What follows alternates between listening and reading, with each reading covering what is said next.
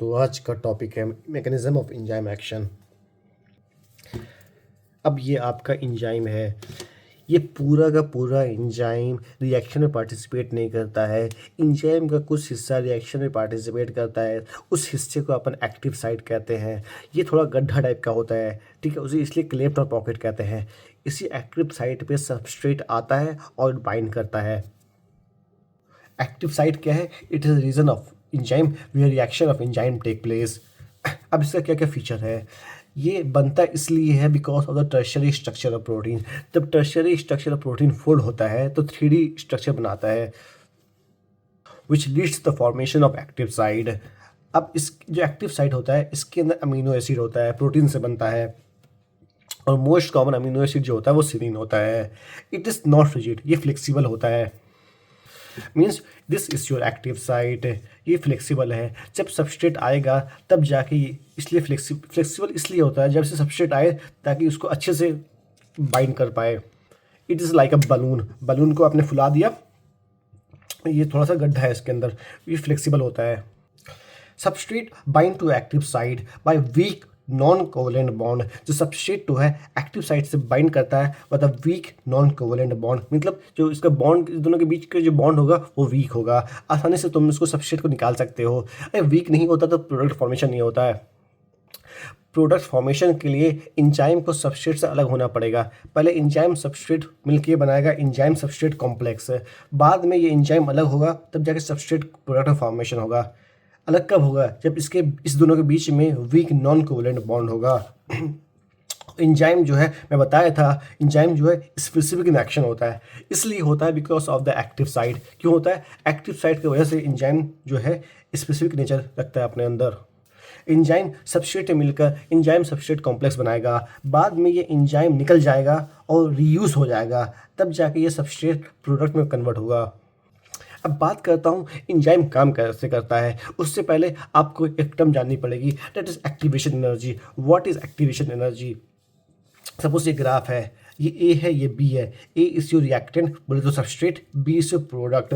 Substrate का energy या reactant का एनर्जी जनरली हाई होता है और प्रोडक्ट का एनर्जी जनरली लो होता है।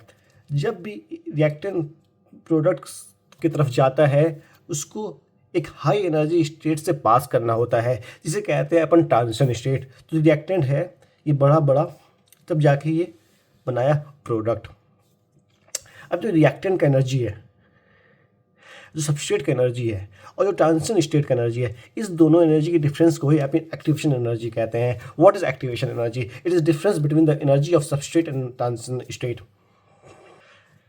अब तुमको ए और रिएक्टेंट को प्रोडक्ट को ज़्यादा स्पीडअप करने के लिए तुमको इस पहाड़ को थोड़ा नीचे करना पड़ेगा।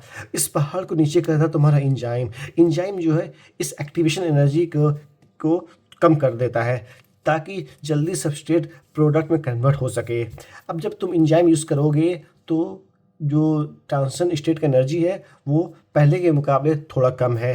तो एक्टिवेशन एनर्जी विदाउट एंजाइम इतना है, एक्टिवेशन एनर्जी विद एंजाइम इतना है। तो मैंने क्या बोला है? एंजाइम क्या करता है? इट लोअर्स करता है एक्टिवेशन एनर्जी को। मतलब जनरली कहूँ जो एंजाइम जो है फेवर करता है ट्रांजिशन स्टेट को। मतलब एंजाइम चाहता है कि ट्रांजिशन स्टेट जल्दी से जल्दी बने। उसको जल्दी बनाने के लिए ट्रांजिशन स्टेट की एनर्जी को कम करना पड़ेगा, ठीक है। अब सबस्ट्रेट जो है वो एक्टिव साइट के साथ बाइंड करता है और एंजाइम सबस्ट्रेट कॉम्प्लेक्स का फॉर्मेशन होता है। और एंजाइम सबस्ट्रेट कॉम्प्लेक्स फॉर्मेशन को एक्सप्लेन करता है तुम्हारा 3 थ्योरी। पहला है लॉक एंड की मॉडल, इसे कहते हैं Fisher and template theory. Lock and key model assume क्या था कि जो एक्टिव साइट होता है वो फिक्स होता है। एज्यूम किया था कि एक्टिव साइट होता है फिक्स होता है, इसीलिए इसने कहा था जो सबस्ट्रेट है वो कोई स्पेसिफिक सबस्ट्रेट आगे एक्टिव साइट से बाइंड करेगा, कोई सबस्ट्रेट आगे बाइंड नहीं कर सकता क्योंकि एक्टिव साइट का साइज शेप जो है वो फिक्स होता है। जब सबस्ट्रेट बाइंड करेगा एक्टिव साइट के साथ जब जाके कॉम्प्लेक्स फॉर्म होगा। ये लॉक एंड की मॉडल है। It failed to explain the enzyme flexibility. क्यों? इसने एज्यूम किया था जो एक्टिव साइट है फिक्स होता है, लेकिन आज के दौर में अपन को पता है जो एक्टिव साइट है वो फिक्स नहीं फ्लेक्सिबल होता है। क्या होता है? फिक्स नहीं फ्लेक्सिबल होता है। तो it fails to explain enzyme flexibility and fact of enzymatic reaction. दूसरा थ्योरी है इंड्यूस फिट थ्योरी, इससे दूसरा नाम कहते हैं कोस्टलैंड थ्योरी। ये ज़्यादा रियलिस्टिक है। क्यों? इसने एज्यूम किया था कि जो एक्टिव साइट होता है वो रिजिड नहीं फ्लेक्सिबल होता है। जब तुम्हारा सबस्ट्रेट के साथ इंट्रैक्शन होता है, एक्टिव साइट सबस्ट्रेट है, ये एक्टिव साइट है, जब इस सबस्ट्रेट का इंट्रैक्शन होगा एक्टिव साइट के साथ तो ये एक्टिव साइट में कुछ चेंज लाता है। जब एक्टिव साइट में कुछ चेंज लाएगा तब जाके फॉर्मेशन होगा एंजाइम सबस्ट्रेट कॉम्प्लेक्स। अभी चेंज कैसे लाता है अपन बात करते हैं इस डायग्राम के थ्रू। अब जो induce fit theory it explain the competitive inhibition of enzyme. तीसरा है तुम्हारा सबस्ट्रेट स्ट्रेन थ्योरी। ये भी एज्यूम किया था कि एक्टिव साइट जो होता है फ्लेक्सिबल होता है, सेम पहले की तरह, सेम इंड्यूस फिट थ्योरी की तरह, और इसने सबस्ट्रेट जो है वो एक्टिव साइट के अंदर कन्फर्मेशनल चेंज लाएगा।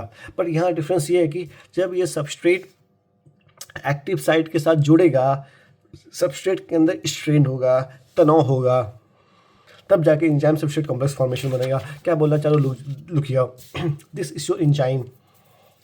एंजाइम है, ये एंजाइम है, ये एंजाइम है। Lock and key model assume किया था कि एंजाइम का जो एक्टिव साइड है वो फिक्स है, रिजिड है। अब इसी शेप का तुम्हारा सबस्ट्रेट आएगा और बाइंड कर जाएगा। अब इंड्यूस फिट थ्योरी कहता है जो एक्टिव साइड है वो फ्लेक्सिबल है, जब आएगा सबस्ट्रेट तब इसके अंदर कन्फर्मेशनल चेंज होगा, तब जाके मजबूत पकड़ होगा। अब सबस्ट्रेट स्ट्रेन यही कहता है कि एक्टिव साइड फ्लेक्सिबल है, सबस्ट्रेट आएगा और बाइंड करेगा, बट बाइंड करते करते जो तुम्हारा एक्टिव साइड है, जो तुम्हारा सबस्ट्रेट है वो थोड़ा बेंड होगा, सबस्ट्रेट में थोड़ा स्ट्रेन आएगा। यही है सबस्ट्रेट स्ट्रेन थ्योरी। मैंने बताया एंजाइम जो है वो कैटलिस्ट की तरह काम करता है, मतलब एंजाइम जो है रेट ऑफ रिएक्शन को बढ़ाता है। कैसे? Bye lowering the activation energy. अब रेट ऑफ रिएक्शन को कैसे बढ़ाता है? अब दिस इज जो एंजाइम के अंदर ये एक्टिव साइट होता है, एक्टिव साइट के अंदर होता है अमीनो एसिड। अब ये अमीनो एसिड जो होता है it can act as acid और एक्ट